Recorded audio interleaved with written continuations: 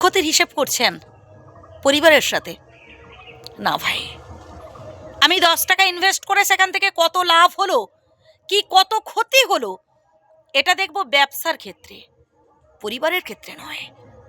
যেখানে থাকবে দায়িত্ববোধ, যেখানে থাকবে কর্তব্যবোধ, সেখানে ভাই ওই কত টাকা ইনভেস্ট করেছি, কত কি করেছি একটা সময়, আর এখন কি পাচ্ছি, এসব নিয়ে চিন্তা ভাবনা চলবে না। আর যত বেশি আপনি নিজেকে ফ্রি রাখতে পারবেন এসবের থেকে, তত বেশি আপনি শান্তি পেতে পারবেন।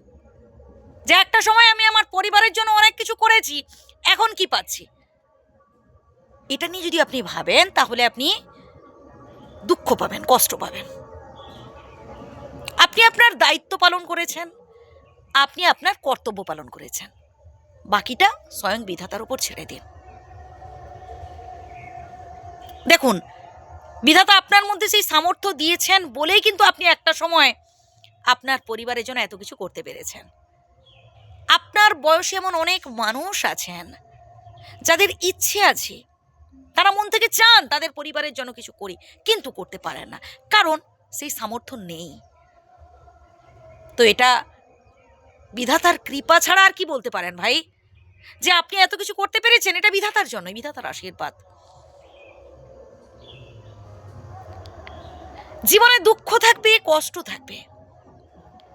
জীবনে দুঃখ কষ্টে কখনো হতাশ হবেন না, টেনশন করবেন না। সমস্যা এলে ভয়ে পালিয়ে যাবেন না।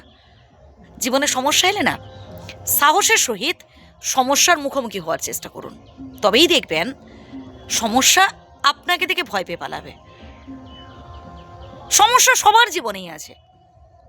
যারা বুদ্ধিমান মানুষ তারা নিজেকে স্ট্রং রেখে নিজেকে সামনের দিকে এগিয়ে নিয়ে যাওয়ার চেষ্টা করেন। আর যারা খুব দুর্বল, যারা নিজেকে অসহায় ভাবেন, তারা কি করেন, ভয় পেয়ে পালিয়ে যান। আরে ভাই, কত দূর পালাবেন, কতদিন পালাবেন? আর বিপদ কখনো বলে কই আসে না, সমস্যা কখনো একা আসে না। সমস্যা কি করে, আরও কিছু সমস্যাকে সাথে করে নিয়ে আসে, যে আস্তে পৃষ্ঠে চারিদিক থেকে আপনাকে ঘিরে বসবে। তাই জীবনে সমস্যা এলে নিজেকে আরও বেশি করে স্ট্রং রেখে সমস্যার মুখোমুখি হতে হয়। মনের দুঃখ কষ্টের কথাগুলো একজনের কাছে জানান, স্বয়ং বিধাতার কাছে, তাতে লাভ আছে। ওইসব মানুষের দ্বারে দ্বারে বলতে যাবেন না, তাহলে পরবর্তীকালে দেখবেন এই মানুষেরাই আপনাকে আরো বেশি কষ্ট দিচ্ছে, আপনাকে আরো বেশি কাঁদাচ্ছে। মানুষ বড় বেঈমান, বুঝলেন? সে তার স্বার্থে আপনাকে ব্যবহার করবে, তারপর ছুঁড়ে ফেলে দেবে।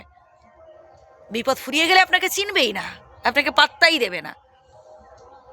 তাই আপনি আপনার কাজ করে যান, নিজেকে স্ট্রং রাখুন, আপনি আপনার দায়িত্ব কর্তব্য পালন করে যান।